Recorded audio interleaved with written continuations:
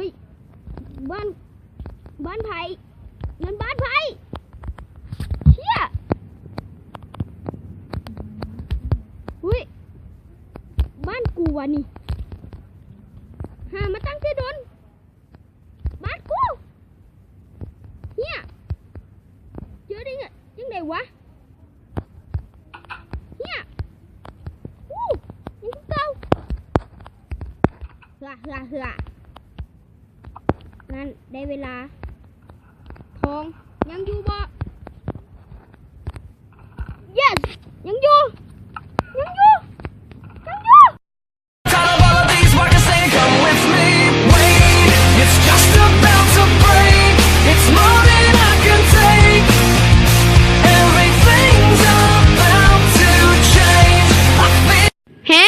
สบายดีแล้วก็มาอยู่กับคอยทีม CTV ลาวมื้อนี้เขาจะมาสอนเฮ็ดห้องลับกันเมื่อกี้ค่อยได้เฮ็ดไปเมื่อกี้มันสุดแนวและสุดเจ๋ง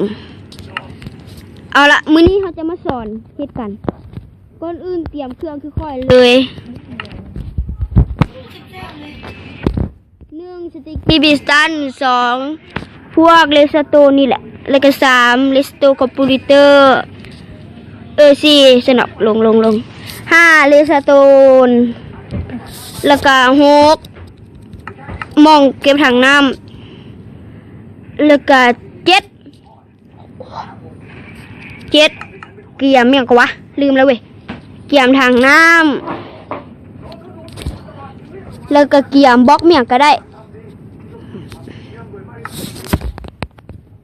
โอเคแล้วก็เฮาก็มาสร้างกันเลยแล้วก็มาเริ่มสร้างกันเลยเติมอิฐต่อบล็อกขึ้นอันถังน้ำเขาอยากเอาสำเร็จก็ได้เอา4 อันก็ได้เอา3 อันก็ได้แล้วก็ถ้าอยากให้เติมน้ำมองใดแบบประตูเปิดสมมุติจะเอาตัวนี้บอกหรือจะเอาตัวนี้บอกตัวใดก็ได้ตามใจเอาตัวนี้ก็ได้เอาตัวนี้แหละวางอันนี้ดึงมันขึ้นต่อบล็อกมาวางเลสโตนคอมพิวเตอร์แล้วก็วางเลสโตนมันลองเติมน้ำง้อได้เมื่อได้แล้วต่อเลสโตนมาเฮ้ยวางผิดลุงขอโทษขออภัยต่อมาแล้วก็วางเลสโตนคอมพิวเตอร์วางผิดวางแล้วก็ต่อมาอันก่อนจะวางสติ๊กกี้บิสตันทางต้องหูว่ามันซื้อกับบล็อกตัวนี้แล้วเขาก็มาวางคือโบถือเนาะกะวางไม้ขออภัยแล้วก็วางอีกเกลือวางมาพอมาเลยแล้วก็วางสโตนคอมพิวเตอร์ได้ทั้งลุมแม่นเลสโตนเขาจะลงวางเลสโตนคอมพิวเตอร์วางตัวสายเลสโตนมาดิมันก็จะหุบ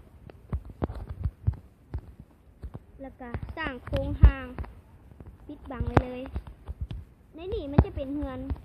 ถ้าจะสร้างอันนี้พวกเฮาบ่ควรที่จะสร้างเฮือนก่อนพวกเฮาควรสร้างอันนี้ก่อนถ้าเอาตักน้ำออกมันก็จะยืดเนาะเอาผิดจังแมนดีมันก็เสร็จสมบูรณ์ไม่มีอย่างผิดพลาดแม้แต่นิดเดียวอันนี้มันจะเป็นห้องเนาะอยากเห็นห้องไงสำเร็จก็ได้บัวว่ากันเนาะจะทุบย่างเดแล้วก็วางเดมันก็ได้แล้วสมมติเขาอยู่ในเฮือนบ่เขาอยากเข้าไปประตูละไม่รอเขากะจื้อไว้ว่าเขาโตพวกเลสโตนนี่ไว้ใส่เดคันวางเดมันกับโบเปิดเดบ้านเขาตักคืนแล้วเขามาวางหมอกโตเลสโตนเดมันก็จะเปิดให้เขาแล้วก็เข้าไปโอเคสำหรับมื้อนี้กะ จบกันเพียงเท่านี้โอเคสบายดีบ๊ายบายมื้อหน้าเจอกันใหม่